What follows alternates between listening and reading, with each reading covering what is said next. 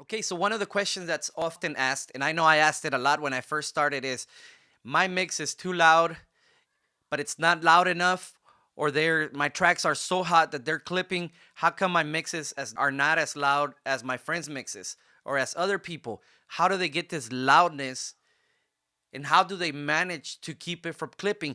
How is it that their levels are so low yet their mix sounds loud? Well, it all boils down to gain staging.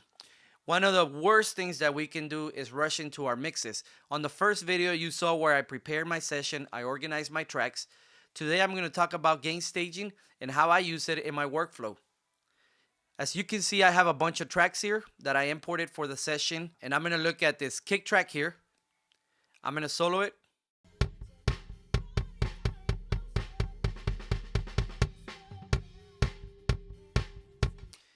Pay attention to the meter here and notice how the meter goes above, turns into a different green, a lighter green.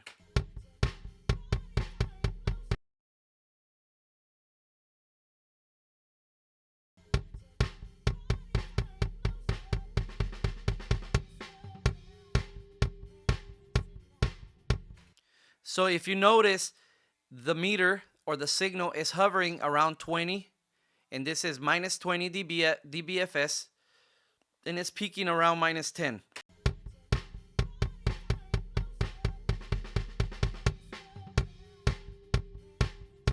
or actually speaking around minus 8.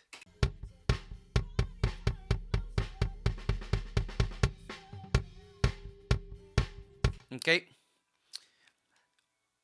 While I think this is a good level, I think still too hot, and a lot of people record a bit hotter than that. Let's look at all the levels for the rest of the tracks.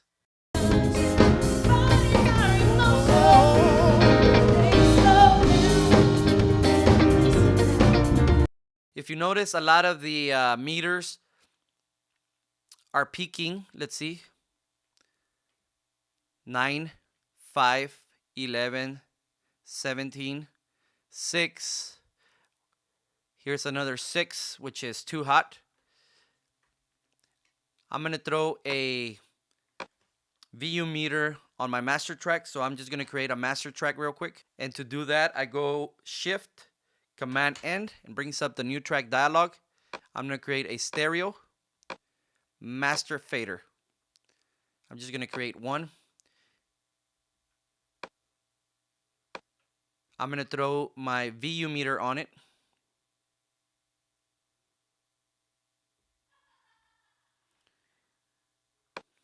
And if you look at my VU meter, it's calibrated to minus 18.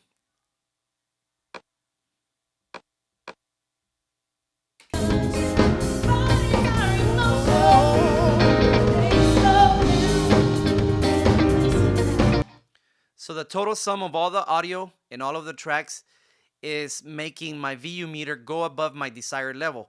So the desired level that I want for my mix is minus 18 dBFS, which is also known as the sweet spot for analog gear. This is important because a lot of the plugins that we use are calibrated to minus 18 dBFS.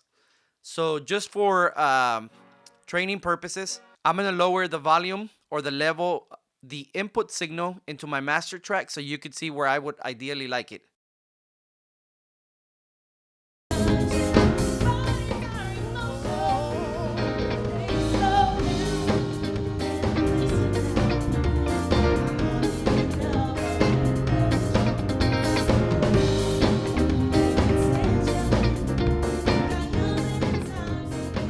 That's exactly where I would want my mix to be running, minus 18 dBFS RMS, or average. And I would like it to peak at around minus 6, minus 4, minus 3. There's no standard, you just don't want it clipping.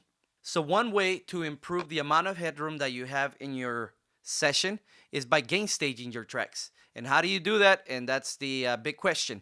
So we're not mixing, we're not doing anything, we're still in the mix preparation phase. So I'm gonna go through my tracks, and what I'm gonna do is, previously I used a meter, but today I'm just gonna make my tracks extra large, or I'm gonna make them jumbo, and I'm gonna do it here. And I'm gonna keep an eye on my meter here. So I'm gonna look for the loudest spot. The way I can see what the loudest spot is just by looking at the waveform and looking at the dynamic range and looking at the amplitude of the waveform. The amplitude of the waveform is just how tall, how short it is. And basically I can see that around here looks pretty loud. So I'm just going to look for the loudest spot. I'm going to go there and I'm going to hit play. I could leave my track there, but I want it to be in the sweet spot. So what I'm going to do is I'm going to use clip gain, which is a feature that's found in Pro Tools. It's also found in Studio One. I'm not sure if it's in Ableton, but it's also in other DAWs, so you can look for it. And the reason why I'm going to use the clip gain is because by adjusting the clip gain, I'm actually going to lower the input signal, the signal that was recorded in Pro Tools. There's a little knob here, or a little volume slider. And if I do this, you can see that the meter is now below my desired level. And my desired level, again, is minus 18 dBFS. And I could tell that because it's where the green breaks. But to make sure, you can do another thing. You can go to Setup, Preferences, and go to your metering tab, which is here. Now, right now, the color break low is set for minus 20, which is a pretty good level, but I want to change it to minus 18 so it's consistent with what I'm talking about. And I want the color break high to stay at minus 6. So what does that mean? You'll see the meter.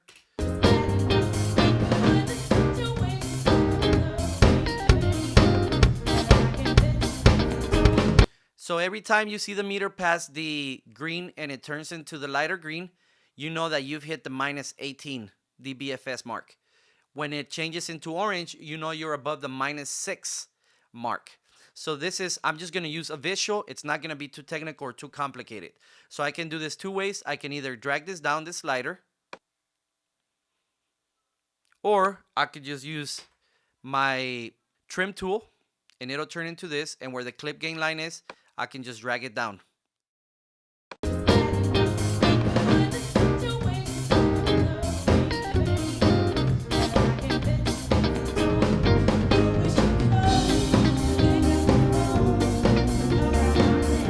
Okay, now you see that the green is barely passing the minus 18 dBFS, and it's clipping at around, it's peaking at around 4.3, which is pretty good. Now, why can't I just use the volume fader? The signal did go down, but that, however, is not the input signal. That's actually the output signal. So one way that you can verify that is make sure you're in fader metering. That way you can see exactly what the input signal is, even while you move the volume fader. Now when I move the volume fader,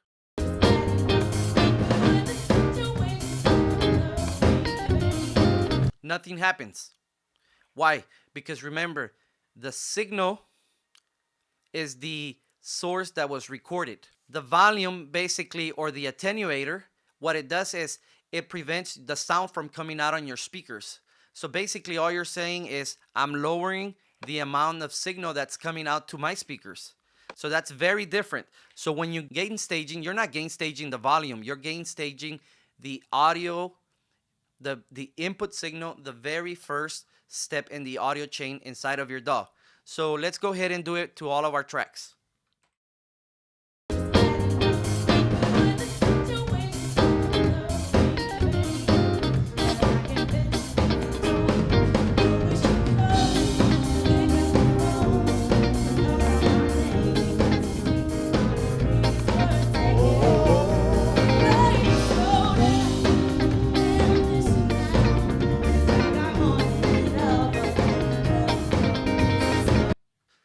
So for the toms, if you look at the amplitude or the size of the wave, you can see that the loudest hits were around here.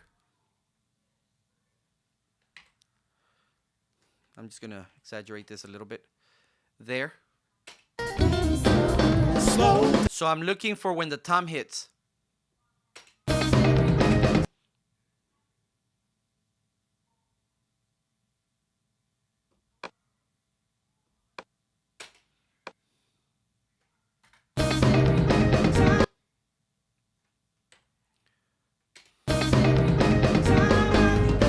So So I don't want that going above the minus 18 mark too much. I want it to just hang out around that area.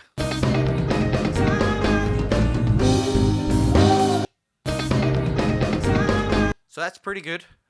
Tom 2. I can see that right here. The amplitude is really tall. Just going to change to that meter so you can see it. Slow down. Okay, you saw that how far it went up here, and that would be, looks like it, slow down. It peaked at around minus 6. That's too hot for me. Slow down. Slow down. Slow down. Slow down. Slow down. Okay, now let me just change this. Slow down. Now look, it peaked at around minus 13, which is great. Okay, so I'm gonna keep going through the rest of the tracks. Slow down. At this point, I'm just eyeballing the meters on the left here and just making sure it's barely going above the green. Slow down.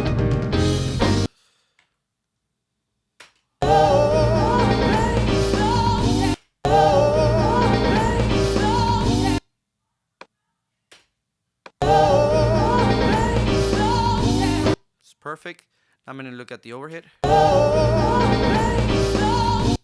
The overhead even went above the minus 6 mark. So that's actually good there. Just a touch. Now, you don't need to get so technical with this. Once you get more familiar with it, you can just run through it real fast. I'm just explaining it in a more detailed fashion.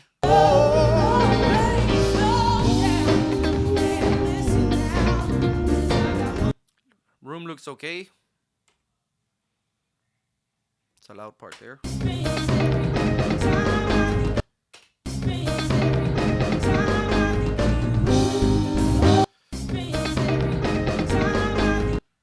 Okay, the bass looks like this is probably the loudest part.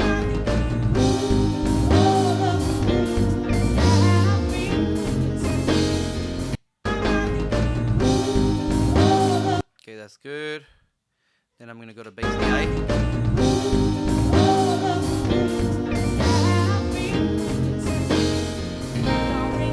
Okay, the guitar looks pretty hot.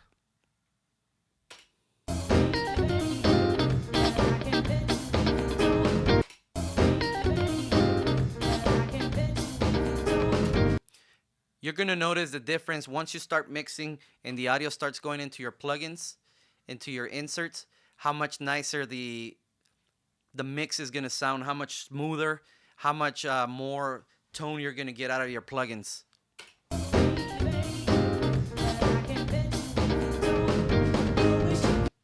Keys are pretty good. The lead vocals got a peak there. You can see in the wave amplifier. Now, one thing about the vocal, there's not that many peaks, so you can get all crazy and lower that way down. But what you can do is just use a different method to adjust that. Let's just get that loud peak down for now, and then I'll show you later when I start going through the vocals how to adjust that manually. Because wow, that's a loud point. Now I've lowered all the rest.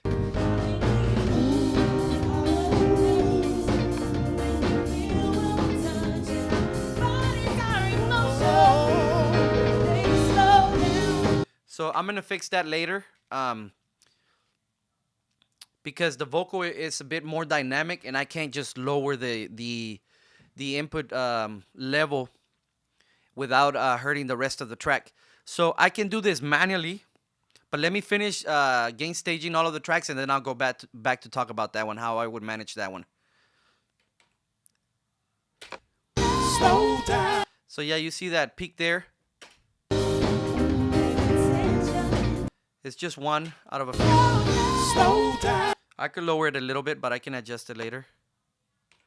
Slow down. Slow down. Slow down. Slow down. Okay, that one's good there. Box 2. Slow down, baby. Slow down. Slow down, baby. Slow down. You can see a lot of bleed on this audio track in between the phrases that the singer is singing because they did all this in one take, everyone together. So there was a lot of bleed in the mics. I don't know how they were set up in the rooms or in the studio. But the last one I have is this vocal 3, which seems that it has a lot less bleed. Okay, and this is just a rough mix. I'm not going to touch that. Okay, so you remember where the mix was previously?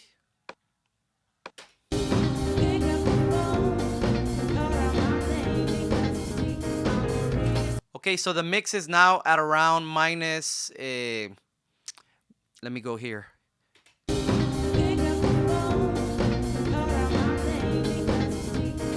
So I have my master meter set up to linear extended, and basically this is showing me the RMS level and the peaks.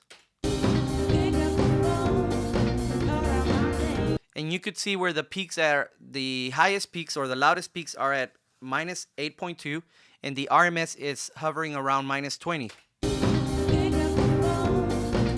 When my mix is said and done, I want my mix to RMS right around here, right after the 20, just a little bit there, with peaks up to 8 or even 6 or 4. But that's going to be a good level. But look how much headroom we've given ourselves after gain staging the tracks. We started with the needle going above minus 18, way down here in the red. We're not even there yet. That means that even if we're not so careful with our plugins, we still have enough room to play with our headroom. The other thing to note is that all of our faders are at unity, at 0. And we still have enough headroom. The nice thing about that is that when we do our static mix or our rough mix, this needle is going to go way down because our audio, our level's actually going to go down. So we're going to have a lot more headroom to play with. One thing to note is if you look at the signal now, the meters, if you just draw an imaginary line from here to here, you can see that all the meters are hovering around that area.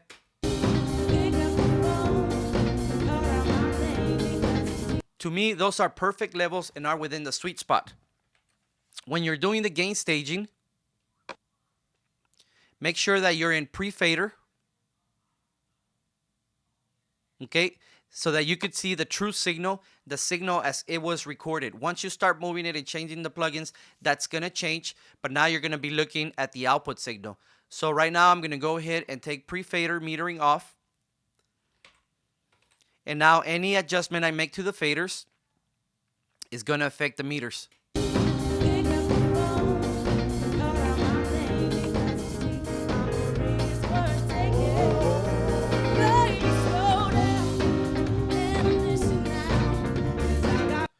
Okay, so this is the basic concept of gain staging. Basically, gain staging the tracks as they were recorded. Now, you can gain stage the tracks and they can still sound bad because they were recorded way too hot or they're clipping. Right now, none of these tracks was clipped. The audio was recorded really well. Maybe just a tad bit hot for my taste. When I record, I don't record that hot. But I was able to fix it in Pro Tools using the clip gain function. Okay, so this was a basic thought on gain staging. Let me know if you have any questions. And on the next videos, I'm going to talk about how the plugin affects the gain staging chain or the gain staging structure. And we're going to talk about how to route, how to send the signal to the mix bus, and how to manage our levels consistently through the mix. Okay, so have fun. Thank you.